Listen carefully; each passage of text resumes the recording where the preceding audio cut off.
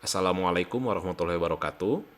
Di sini saya akan coba mempresentasikan apa itu Smart Exam System. Smart Exam System adalah platform ujian yang adaptif untuk mahasiswa. Ada beberapa fitur yang bisa kita peroleh dari platform ini. Yang pertama kita bagi berdasarkan aktor. Ada aktor dosen dan aktor mahasiswa. Pertama kita akan mendemonstrasikan apa saja yang didapat oleh dosen. Kita klik halaman dosen, lalu kita melakukan autentikasi di sini. Saya akan mencoba menggunakan akun saya sebagai dosen. Masukkan password. Di sini sebagai seorang dosen saya bisa melihat dashboard atau konsol untuk mengakses data ujian. Yang pertama ada ujian tes mata kuliah dan yang kedua ada ujian tes potensi akademik. Sedikit penjelasan, jadi di Smart Exam System ini memiliki kemampuan adaptif untuk mengukur kemampuan tingkat kesulitan dari tes mata kuliah berdasarkan tes potensi akademik dari mahasiswa. Oke, jadi setiap kali melakukan tes mata kuliah, kita diharuskan dulu untuk menyelesaikan tes potensi akademik. Oke, nah ini disusun oleh tim dosen. Jadi ketika dosen itu membuat sebuah tes, dia akan dipaksa untuk memilih tes TPA-nya. Jadi untuk membuat tes mata kuliah baru, tes TPA apa nih yang harus diperlukan untuk mahasiswa mengerjakan, supaya nanti tingkat kesulitan dari soal yang dibuat bisa disesuaikan ke mahasiswanya. Kayak itu. Jadi itu salah satu fitur pertama. Ada dashboard tes mata kuliah dan tes potensi akademik, di mana dosen bisa langsung membuat ujiannya. Yang kedua ada konsol untuk mahasiswa, untuk mengkontrol akun dari mahasiswanya. Nah, di sini bisa kita lihat ada beberapa mahasiswa dan kita juga bisa melihat performa dari masing-masing mahasiswa di tes mata kuliah yang dosen inginkan. Gitu. Kita bisa lihat di sini. Oh, username ini nilai historis dari TPA-nya seperti ini dan nilai histori dari nilai mata kuliahnya seperti ini. Kita bisa melihat perkembangannya per mahasiswa. Lalu yang berikutnya adalah kita bisa menambah mahasiswa dan bisa menonaktifkan mahasiswa. Oke, dari konsol ini. Kita buat saja ya di sini data mahasiswa barunya. Kita isi nama lengkap kita. Misalkan ada mahasiswa saya bernama Jihad. Oke, masukkan emailnya. Masukkan NPM-nya. Dan NPM ini harus unik. Dan saya yakin mahasiswa ini memiliki NPM yang unik ya nomornya. Tidak akan sama satu dengan yang lainnya.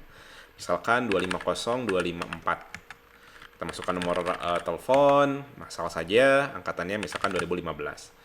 Kita tambah data mahasiswa, kita tunggu untuk diproses. Ya, selesai. Nah, setelah diproses, setelah berhasil diproses, sistem akan mengirimkan email ke email yang tadi tertera di mahasiswa. Ya, kalau tadi jihad@socketspace.com, maka kalau kita lihat emailnya di bawah, nah ini masuk. Nah, ini akan diberikan akses masuk sebagai mahasiswa. Oke, mari kita coba. Kita dan selip sedikit ya, ini ada fitur terakhir yaitu profile. Kita bisa melihat profile diri kita sendiri. Oke, logout. Sekarang kita masuk dan login kita sebagai mahasiswa ya. Di sini kita close, kita masuk sebagai mahasiswa. Kita coba akses yang tadi diberikan oleh sistem. Kita masukkan ini, kita masukkan juga ini. Oke, sudah masuk. Nah, sebagai mahasiswa, saya bisa langsung melihat ujian apa saja yang belum saya kerjakan. Dan ujian TPA mana saja yang belum saya kerjakan. Saya juga bisa melihat nilai dan perkembangan dari skor saya sendiri. Karena ini akun baru, maka tidak ada nilai yang masuk gitu ya, karena ini akunnya masih baru. Oke, kita masuk ke dashboard. Adapun cara melakukan ujian itu bisa dua, Bapak Ibu sekalian. Yang pertama itu bisa melakukan by console seperti ini. Jadi ini bisa sebagai platform ujian online, gitu ya, bagi mahasiswa yang non disabilitas ya. Tapi bagi nanti mahasiswa disabilitas khususnya tunanetra akan ada platform sendiri, gitu ya. Nanti akan kita perlihatkan. Kita akan coba kerjakan ujian dengan biasa ya lewat konsol. Oke, misalkan saya ingin mengerjakan manajemen halal 1. Saya kerjakan dulu tes TPA-nya, saya masukkan kelas, kerjakan tes, lalu masukkan ujian-ujiannya di sini. Next aja, next, next. Karena sudah selesai, tinggal di submit, submit, selesai. Maka tes TPA-nya sudah selesai. Ya, lihat hasil tes TPA dan lanjut tes mata kuliah. Kalau kita lihat ada skornya di sini, skornya 200. Nah, skor di sini akan menjadi dasar sistem untuk melakukan evaluasi tingkat kesulitan mana yang harus diambil gitu ya, tingkat kesulitan untuk ujian mata kuliah mana yang harus diambil. Gitu ya. Dan kita juga bisa melihat skornya di profile saya sebagai mahasiswa karena saya baru melaksanakan tes TPA 1. Nah, pertanyaan adalah kenapa yang nomor 2 ini juga sudah langsung berhasil dilakukan tes TPA? Karena ujian manajemen halal 1 dan ujian manajemen halal 2 memiliki prerequisite atau requirements tes TPA yang sama. Ya, maka mahasiswa tidak perlu melakukan tes TPA ulang gitu. Kalau kita menginginkan mahasiswa terus-menerus melakukan tes TPA, maka kita harus membuat tes TPA-nya juga selalu baru gitu ya untuk dimasukkan ke dalam prerequisite atau requirement sebelum mengerjakan tes mata kuliahnya. Maka kalau case-nya seperti itu, mahasiswa akan dipaksa untuk mengerjakan tes TPA sebelum tes mata kuliah berlangsung.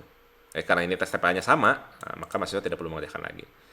Oke, tinggal tes mata kuliahnya. Masukkan kelasnya, ini juga sama, tinggal submit aja kalau sudah selesai dan berhasil. Ya, manajemen halal 1 berhasil, kita bisa lihat tes. Nah, di sini fitur berikutnya. Jadi mahasiswa bisa melakukan self assessment sendiri terhadap hasil tesnya. Oh, jadi kita tahu nih yang mana yang salah, mana yang benar gitu. Dalam hal ini yang salah adalah soal nomor 4 nih di ujian TPA. Apa sih kenapa salah gitu? Karena kita jawabnya tidak ada gitu ya, padahal yang benar adalah tidak bisa disimpulkan. Alasannya pun dicantumkan di sini. Ingat hubungan silogisme. Dalam hal ini contoh dari jawabannya gitu ya. Alasan kenapa yang ini benar. Gitu ya. Jadi mahasiswa bisa melakukan self assessment sendiri berikut soal mana yang harus diperbaiki untuk jawaban berikutnya. Oke, begitu pula untuk yang ujian mata kuliah juga sama. Ya, itu salah satu fitur unggulan dari Smart Exam System. Jadi mahasiswa bisa melakukan self assessment sendiri tanpa harus bertanya langsung pada dosennya gitu ya, bolak-balik gitu. Karena banyaknya mahasiswa tidak sebanding dengan banyaknya dosen gitu kan. Jadi alangkah lebih efisiennya ketika mahasiswa bisa melakukan self assessment sendiri dan alasannya diberitahu oleh dosen. Nah, fitur unggulan berikutnya adalah tes yang bisa dilakukan oleh mahasiswa disabilitas. Lebih spesialnya adalah disabilitas tunanetra ya. Jadi tes ini memerlukan seorang admin untuk bisa mengakses ke platformnya gitu ya, karena harapan kita adalah nanti pada saat implementasi di universitas itu akan ada satu lab khusus untuk disabilitas dan ada adminnya di situ untuk bisa mengakses untuk memasukkan NPM mahasiswa karena again dia punya disabilitas tunanetra gitu ya, harus ada yang bantu. Dalam hal ini misalkan saya menggunakan akun saya sebagai admin gitu ya, tadi 214 masukkan passwordnya dan masukkan NPM di sini yang ingin melakukan ujian ya. Dalam hal ini misalkan akun baru yang tadi kita buat misalkan 250254, klik mulai ujian. Nah, di sini langsung bisa admin bisa memilih atau bisa langsung menanyakan ke mahasiswanya ujian mana yang ingin dilakukan gitu ya. Misalkan saya ingin melakukan ujian manajemen halal 4 misalkan. Ya, tinggal masukkan aja kelasnya, terus kerjakan tes mata kuliah. Gitu. Atau misalkan ganti ujiannya nih, ya udah ganti ke manajemen halal 3, masukkan kelasnya di sini. Gitu. Kerjakan tes TPA terlebih dahulu. Nah, kenapa tadi manajemen halal 4 langsung tes mata kuliah? Berarti tes TPA-nya sudah dilakukan di ujian mata kuliah yang lain karena tes TPA-nya sama gitu ya. Misalkan ini kita masuk dari TPA dulu. Misalkan masukkan kelasnya, kerjakan tes TPA. Selamat datang di Smart Exam System, Universitas Siliwangi. Hari ini kamu akan melaksanakan ujian manajemen halal 3. Namun, sebelum melakukan ujian mata kuliah, kamu akan melakukan tes potensi akademik terlebih dahulu untuk mengetahui tingkat kesulitan yang akan diberikan. Tes potensi akademik ini bernama tes TPA baru. Katakan, saya mengerti untuk lanjut dan mulai ujian, atau saya minta ulangi untuk mengulang. Saya minta ulangi. Selamat datang di Smart Exam System, Universitas Siliwangi. Hari ini kamu akan melaksanakan ujian manajemen halal 3. Namun, sebelum melakukan ujian mata kuliah, Kamu akan melakukan tes potensi akademik terlebih dahulu untuk mengetahui tingkat kesulitan yang akan diberikan. Tes potensi akademik ini bernama tes TPA baru. Katakan, saya mengerti untuk lanjut dan mulai ujian, atau saya minta ulangi untuk mengulang. Saya mengerti.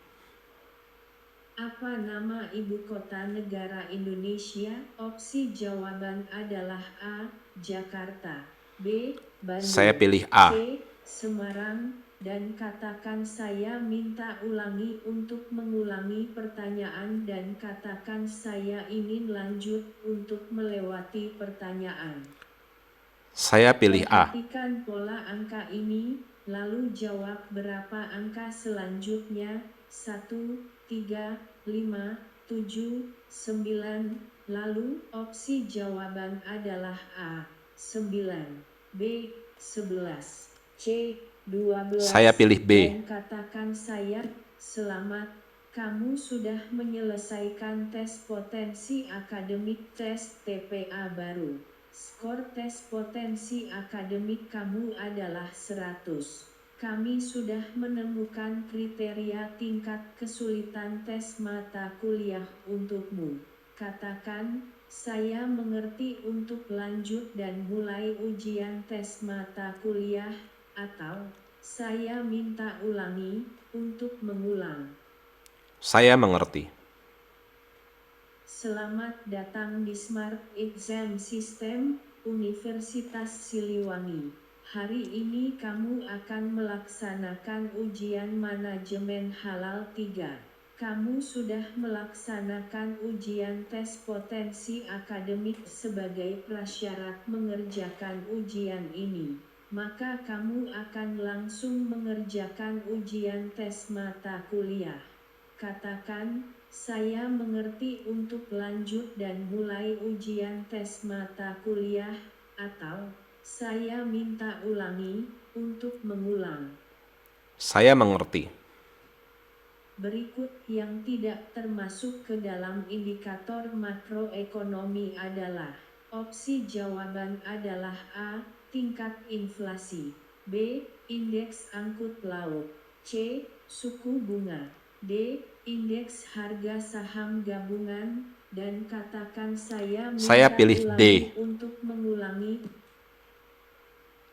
Saya pilih D.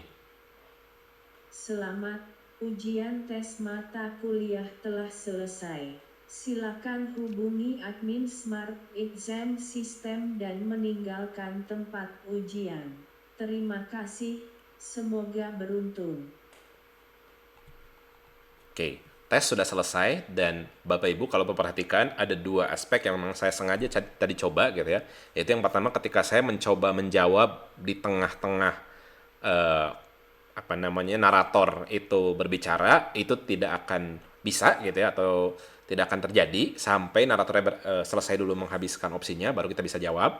Ya itu memang disengaja. Jadi harapannya mahasiswa disabilitas mendengarkan dulu sampai selesai baru setelah itu menjawab gitu, walaupun dia sudah tahu jawabannya gitu ya, tapi siapa tahu ada jawaban yang menurut dia lebih tepat di akhir opsi supaya meminimalisir terjadinya replay atau reback dari pembacaan soal seperti itu.